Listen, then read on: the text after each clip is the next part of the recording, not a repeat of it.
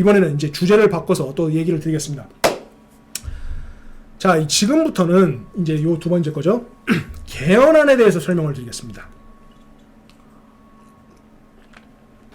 자, 이 개헌안도 지금 현재 시기이다 보니까 뭐 특정 정당 이런 거 지지하는 게 아니라는 거를 다시 한번 말씀드립니다.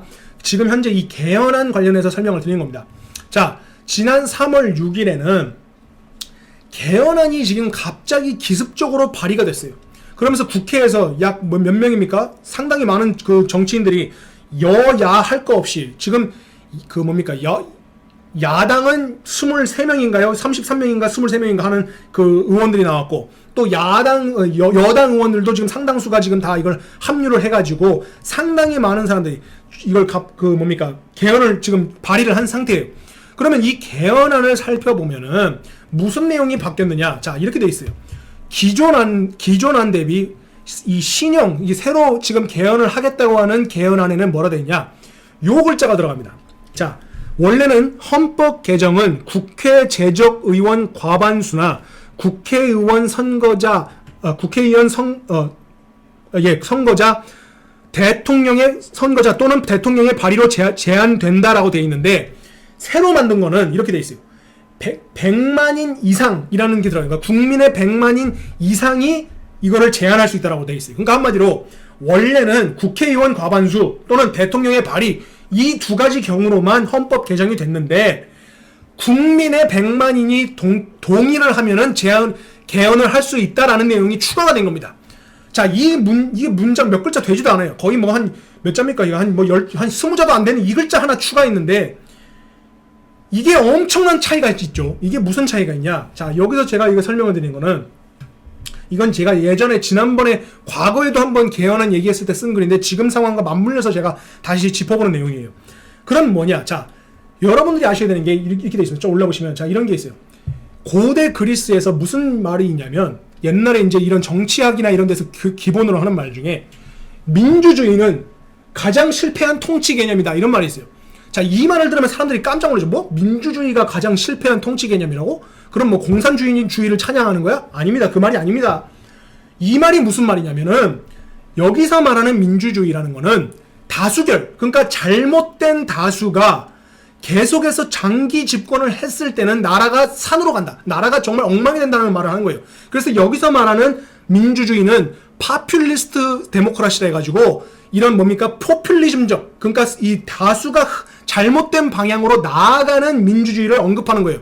그래서 지금 현재 우리가 구축한 민주주의라는 거는 복합형 민주주의죠. 그래서 믹스드 폼 오브 거버먼트라 해서 민주주의, 그 다음에 이런 소수의 정당주의, 이런 것들을 다 섞어 놓은 거예요.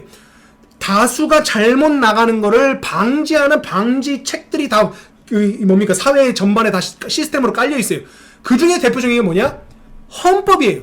그래서 헌법은 국회의원 또는 대통령 같은 국민의 이런 국민의 의견을 반영한 사람들이 대신 이걸 추진하는 건데, 이걸 시스템적으로 막아놓은 거예요. 왜냐면 잘못된 다수의 국민들이 헌법 개헌을 막 하다 보면은 헌법이 아니라 이게 헌법이 매번 바뀌는 거예요. 한마디로 그럼 뭐가 되냐?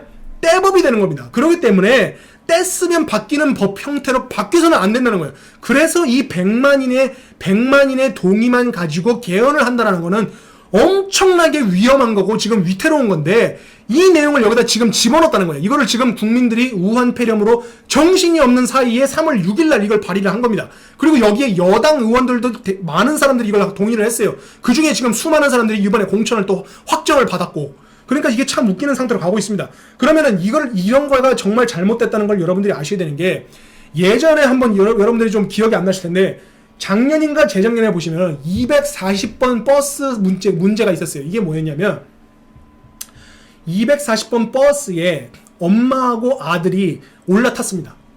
올라타가지고 정류장에 내리는 와중에 엄마는 내렸는데 애가 못 내렸어. 이 애가 한 5살인가 6살짜리 꼬마인데, 이 애가 내리기 전에 버스 기사가 문을 닫고 출발을 하는 바람에 다음 정류장에서 내린 겁니다.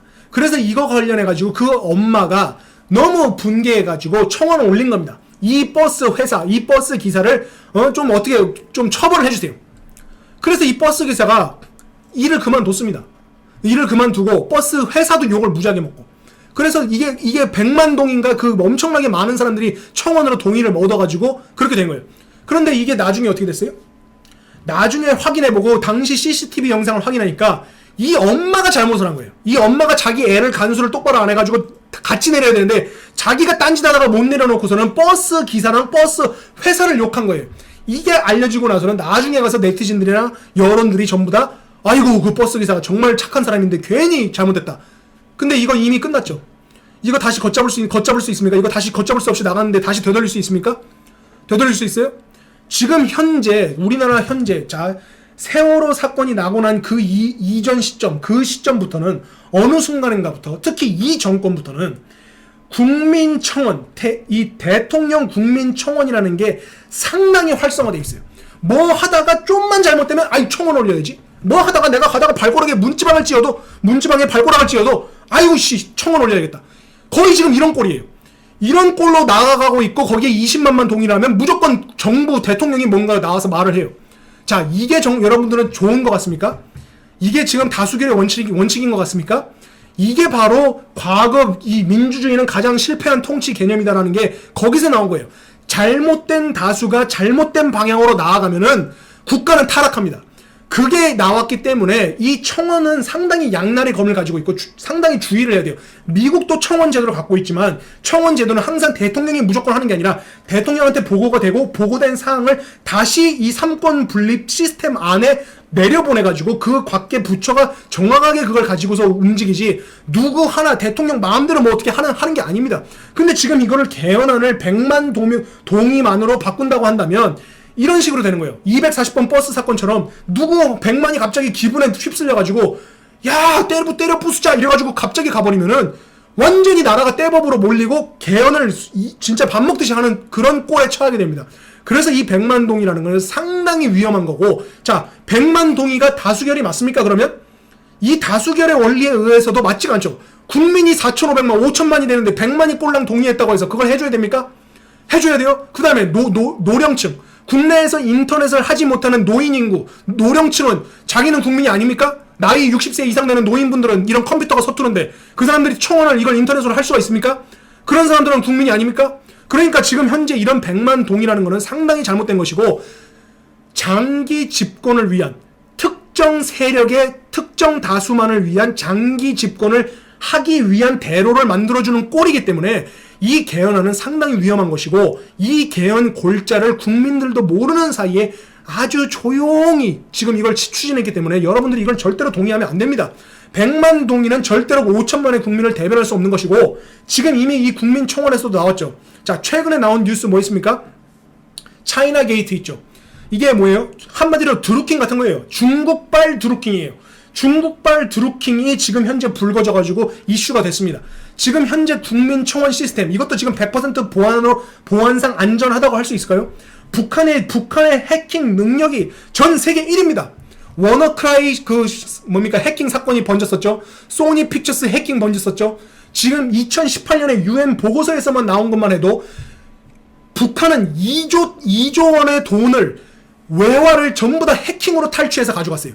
그 정도의 능력을 갖고 있는 게 북한 해커들이에요. 그런데 북한이 만약에 대통령, 국민청원 그거 뚫으려면 못 뚫을까요? 못 뚫을까요? 정말로 그게 안전할까요? 국방부조차도 대한민국 국방부조차도 북한 해커들한테 여러 차례 뚫리고 있음에도 계속해서 뚫리는데 국민청원이라든지 이런 거는 상당히 위험한 겁니다. 그리고 이것 자체도 이 민주주의 여러분들이 제가 이 정치학을 공부하다 보니까 자꾸 뭐 복잡한 학술적인 얘기를 하는데 자 설명을 드리면 이렇습니다. 민주주의는 이런 원리가 있어요. 절대 다수는 존재할 수 없습니다. 그게 뭐냐? 자, 어떤 사람이 낙태를 반대합니다. 낙태 반대하는 사람이 징병제, 모병제는 또 모병제는 찬성할 수가 있어요. 그 말은 뭐냐? 낙태를 반대하는 사람이 모병제에는 찬성을 하는데 이렇게 되면 뭐냐? 이슈가 다른 이슈가 나올 때마다 나는 다 어느 쪽에든지 치우칠 수 있다는 거예요. 그러면 그 말은 내가 항상 똑같은 다수에 포함되어 있을 수 없다는 거예요. 그게 민주주의 시스템입니다. 근데 지금 만약에 100만인이라는 거를 고정을 해버리면은 변치 않는 100만인은 계속해서 할 수 있다는 거예요. 그럼 이거는 이 100만인만을 위한 장기 집권이 된다는 얘기입니다. 그게 바로 민주주의 시스템이에요. 우리나라 민주주의도 그렇고 미국 민주주의도 민주주의 시스템은 절대 다수의 존립을 방해하게 되어 있어요. 그 시스템적으로. 그 말은 무슨 이슈가 나오든지 간에 내 자유의사에 맞춰서 나는 여기에는 찬성하지만 여기에는 반대한다. 또 여기도 찬성하고 난 여기도 찬성해. 얼마든지 할 수 있어야 되는데 어떤 특정 세력을 이걸 규명하면 안 돼요. 근데 북한도 자기들이 민주주의라고 하죠. 근데 북한 민주주의 헌법을 보세요. 지들이 말하는 헌법을 보면은 노동자, 뭐 여성 이런 식으로 특정 세력을 구분지어놨습니다. 그거는 민주주의가 아니에요. 어떤 세력을 구분짓는 것 자체가 그건 민주주의가 될 수가 없습니다.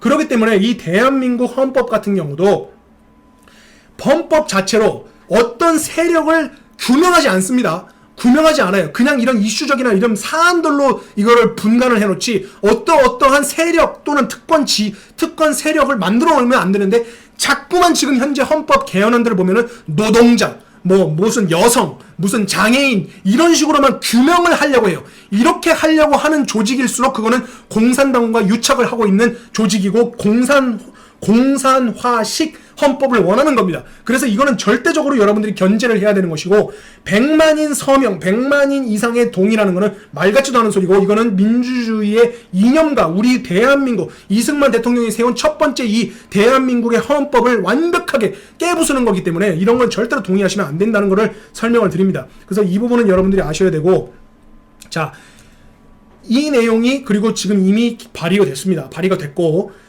이거를 발의에 동참한 대다수의 사람들이 지금 현재 공천을 확정받았습니다. 단수 공천으로 확정을 받았어요. 이것에 포함되지 않은 지금 그 예비 후보자들은 지금 오히려 경선에 붙이거나 이런 식으로 가고 있고 이런 부분도 여러분들이 알고 있어야 된다는 점을 설명드리면서 오늘은 여기까지 하겠습니다.